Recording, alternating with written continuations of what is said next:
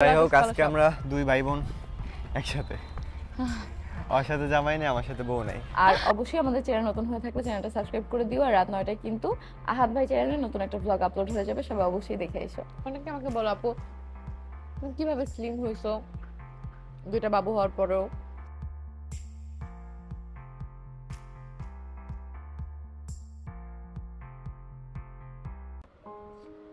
Hello everyone, আসসালামু আলাইকুম, welcome back to my new blog. তো গতকাল কিন্তু ভিডিওটা আপলোড করতে করতে দুপুর হয়ে গেছিলো, কারণ এই মাত্রই ঘুম থেকে উঠে আমি ভিডিওটা আপলোড দিলাম। কারণ আমি রাতে ভয়েস ওভার দিয়ে ঘুমাই নাই, কালকে আমার শরীরটা অনেক খারাপ ছিল, এই জন্য আমি ঘুমাই গেছিলাম। আজকে ব্লগটা শুরু করতেছি দুপুর থেকে। এখন আমি রেডি হব, রেডি হয়ে আমি যাব স্মৃতিসৌধে, কারণ আমার ড্রেসের শ্যুট আছে, শ্যুটগুলো করে ফেলতে হবে। কয়েকটা ড্রেস জমা হয়ে গেছে। আমি আবার কারো প্রমোশনের কাজ কখনোই লেট করে দেই না বা আটকায় রাখি না, আমি অনেক তাড়াতাড়ি কাজ করার চেষ্টা করি।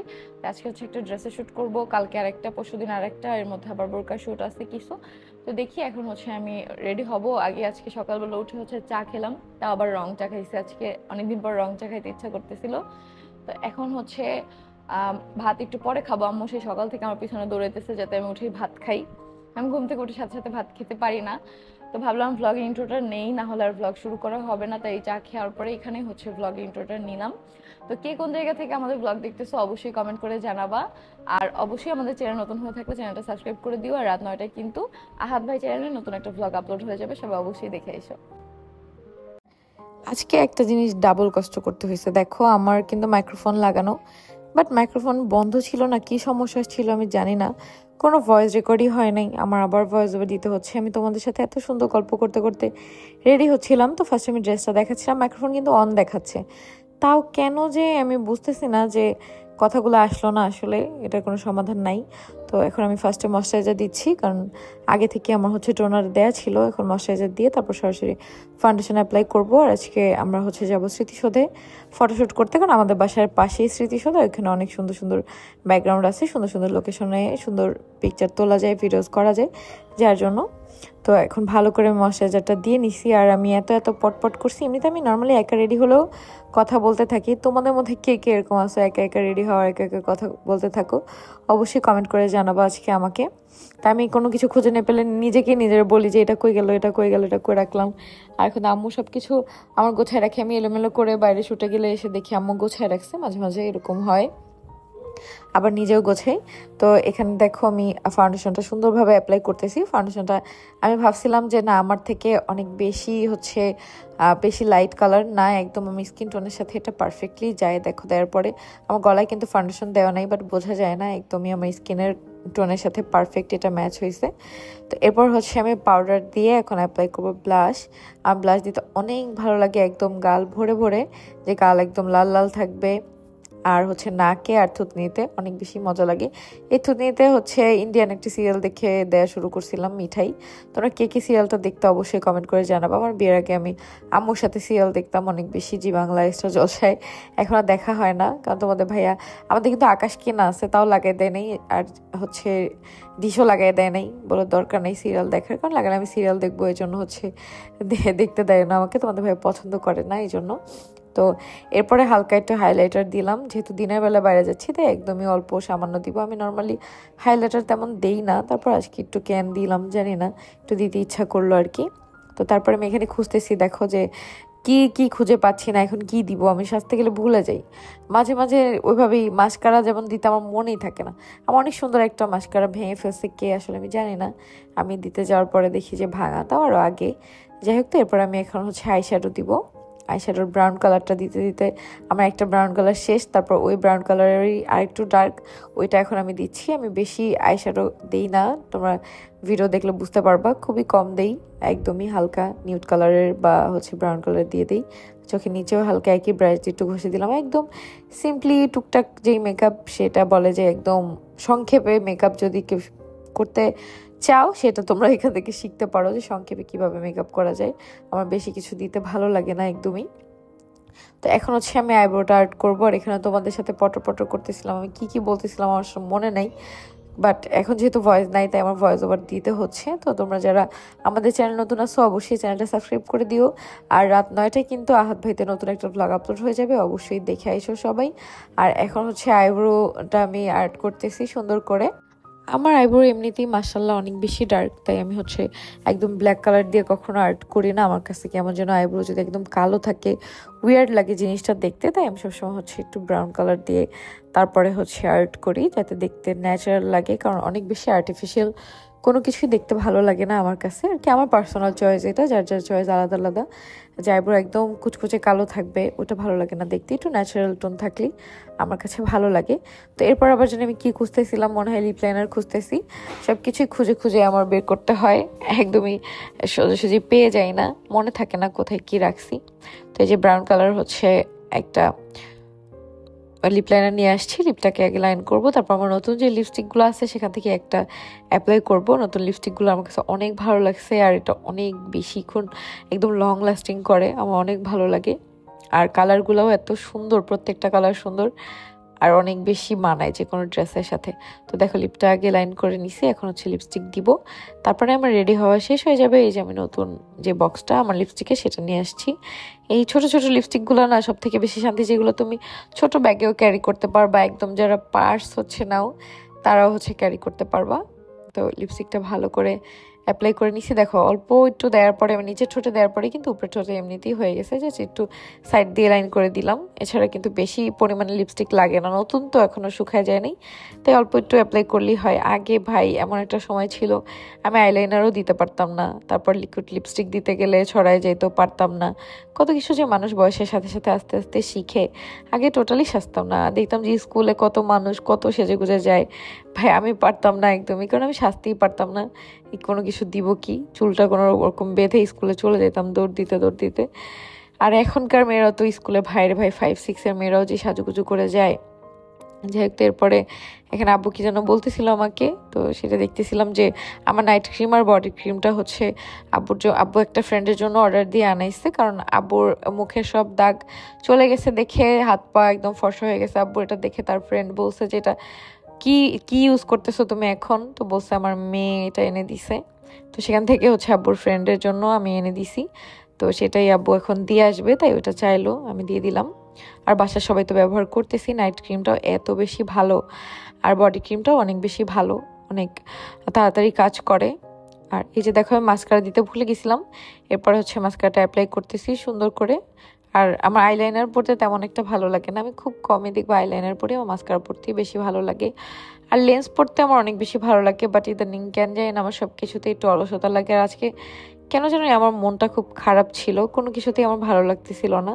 মাঝে মাঝে এমন হয় আসলে, তুমি টায়ার্ড হয়ে যাবা সব কিছু করতে করতে। যাই হোক, তো এখানে আমি কানের দুল খুঁজতেছিলাম যে কোন কানের দুলটা পরলাম, তো এটা একটু কন্ট্রাস্টে ভালো লাগতেছিল কানের দুলটা, তাই এটাই আজকে পরবো, ডিসিশন নিয়ে ফেলছি, তাই হচ্ছে এইটাই পরি। তো এরপরে হচ্ছে চুলটা সেট করে বাইরে বের হয়ে যাব, বাট চিরুনিটা খুঁজে পাচ্ছিলাম না। চিরুনি হচ্ছে অন্য রুমে ছিল মনে হয়। আমার কি একটা সমস্যা, 3-4টা চিরুনি, অথচ আমি চিরুনি খুঁজে পাই না, এটা একটা বড় সমস্যা। তো এই যে কানের দুল পরলাম, কানের দুল পরে তারপর হচ্ছে আমরা চুলটা সেট করে বের হয়ে যাবার। এখানে কি কি পটর পটর করে তোমাদের আমি বলতেছিলাম আমার আসলে মনে নেই, যেহেতু ওগুলো কিছু রেকর্ড হয় নাই তাই আর সেগুলো বলতে পারলাম না।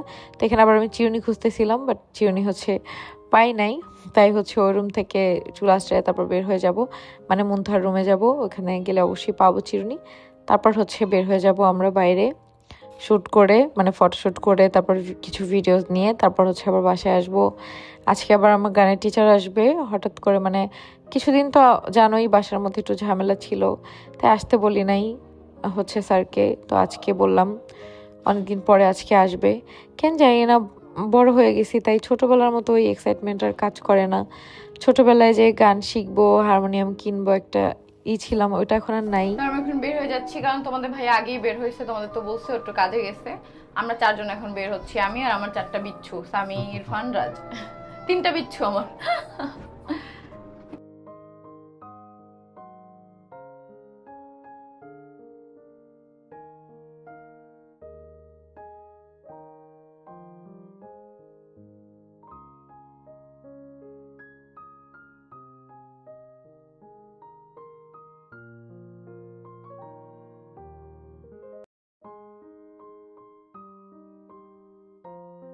হ্যাঁ, আর 10 টাকা ভাঙতি নেই তো? আপনার কাছে আছে ভাঙতি? থ্যাংক ইউ আপু। না না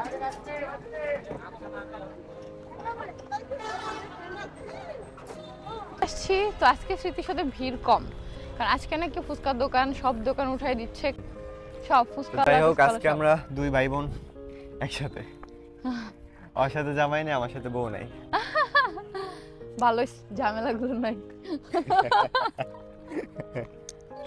আসলে ভাই আমাদের জীবনটা অনেক সুন্দর ছিল, আমরা তিন ভাই বোন আম্মু আব্বু একসাথে অনেক মজার ছিল না? এখন লাইফটা অন্যরকম।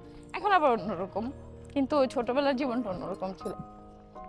কিন্তু এই ছাড়া তখন আমরা অনেক জ্বালাইতো, যে না যেমন ওই যে এখন একটা ট্রেন্ড আছে না, চলো, ও ছোটবেলা ওটা করতো, আমি যে জায়গায় যাবো এই জায়গায় চলো আমি যাবো, আর আম্মু কইতো অরে নিবি তাহলে যাইতে দিব, অরে না নিলে যাইতে দিব না। যে জায়গা আমরা স্কুলের পিকনিক থেকে শুরু করে সব জায়গায়, অবশ্য নিয়ে আমি আমার বেস্ট ফ্রেন্ডের দায়িত্ব দিয়ে দিতাম, সাইফ ওরা দেখাশোনা করতো। এই জন্য সাইফের জন্য ওরা এত মায়া, ও পুরো ভাইয়ের মতো দেখে, ছোট থেকে ওরা দেখছে, ওরা সব কিছু করে। ওরা ওই কোথায় যাইবো শীষ করতে সাইফ নিয়ে যাইতো, খাওয়াইতো, পিকনিকে ধরো আমি মজা টজা করতাম, সাইফ ওর টেক কেয়ার করতো। আসলে সাইফ আমার ভাইয়ের মতো, বড় ভাইয়ের মতো। অনেকদিন হয়েছে সাইফের সাথে দেখা হয় না, ও ছুটি পাইলে আবার আসবে, তখন আবার আমাদের বাসায় আসবে। এখন সামনাসামনি হয়ে গেছে স্মৃতির সাথে। হ্যাঁ তখন বাঁকা বাঁকা লাগছে, ওদিক জায়গা আমরা এদিকে যাবো শুটে। তো চলে আসছে আমরা, আজকে ভালো লাগতেছে, মানুষ নাই, একদম ফাঁকা ফাঁকা, এখানেই ছবি তুলবো, এখানেই ভিডিও। আজকে রোদও নাই, এখন 3:30 বাজে না 4টা বাজে, কিন্তু রোদ নেই, কেমন যেন মেঘলা মেঘলা একদম আকাশ। বৃষ্টি পড়বে মনে হয়, এই বৃষ্টিতে শীত এসে পড়বে। দেরি আছে শীত আসতে। শীত আসে না কেন? এই যে পড়তে নিয়েছিলাম আমি, এই যে এই জায়গায় বানাবো। হ্যাঁ এই জায়গায় বানাবো। করা শেষ, এখন আমরা বাসায় যাব, বাসায় যেয়ে এগুলো এডিট করে আপলোড দিব, তারপরে হচ্ছে যার ড্রেসে শুট করলাম ওকে পাঠাবো। আগে হচ্ছে বাসায় যাই।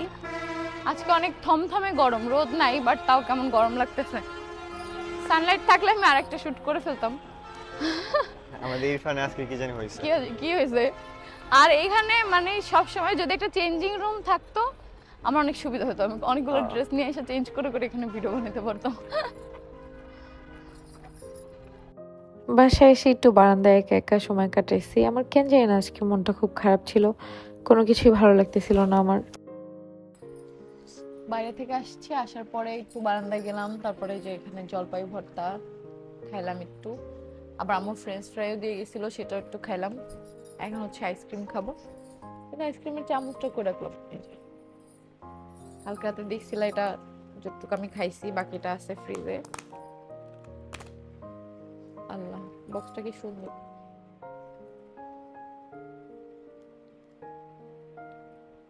অনেক মজা। তোমাদের ভাইয়া বাসায় আসছিল, এসে আবার বের হয়েছে কোথায় যেন কাজে।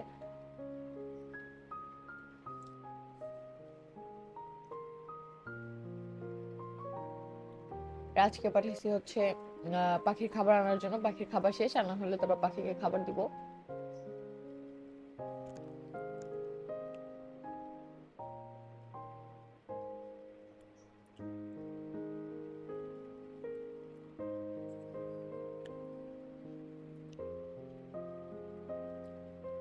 তোমরা যারা এখন আইসক্রিমটা ট্রাই করো নাই, ট্রাই করো, অনেক মজা।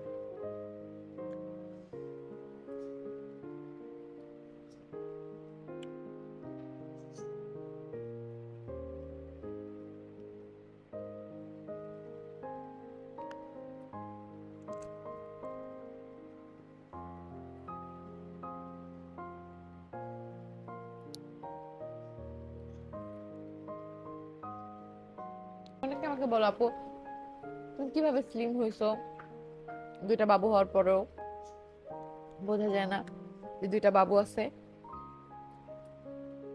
স্লিম হতে হলে সবার আগে তোমাদের ভাতের মায়া ত্যাগ করতে হবে। আমার জন্য এটা একদমই ইজি ছিল, কারণ আমার এমনিতে ভাত পছন্দ না। আমি জানি না এখন তোমরা অনেকে বলবো যে তুমি কেমন বাঙালি, আমি ভাত খেতে পছন্দ করি না ছোটবেলা থেকেই, হাবিজাবি খেতে আমার বেশি ভালো লাগে।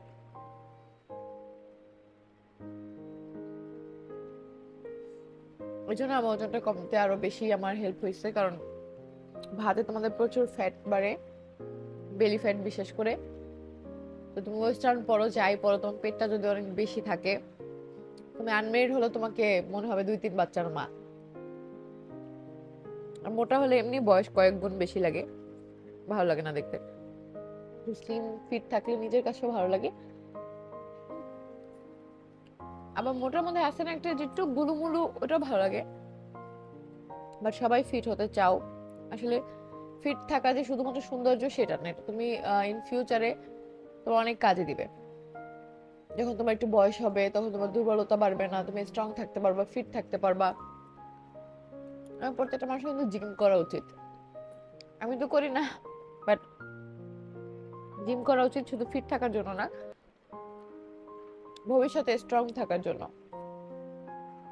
আমরা দেখবো অনেক বেশি দুর্বল যারা জিম করে না, গায়ে শক্তি নাই। যে জিম করে ওরা অনেক বেশি স্ট্রং হয়।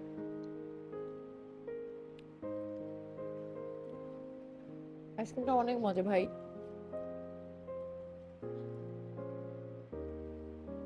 আবার কিছু কিছু মানুষ আছে ভাত খাওয়া তো দূর, পানি খেলেও মোটা হয়।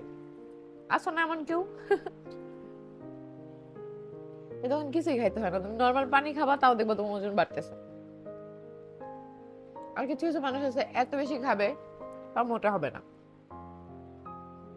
বোঝাই যাবে না যে খাইছে বা ও খায়। তোমাদের মধ্যে এরকম কেউ আসো? তোমাদের কোনো ফ্রেন্ড আছে তাহলে মেনশন করো। তোদের সাথে পটর পটর করলাম, আমার কিন্তু নাক বন্ধ, ঠান্ডা লাগছে, তা আমি আইসক্রিম খেতেছি।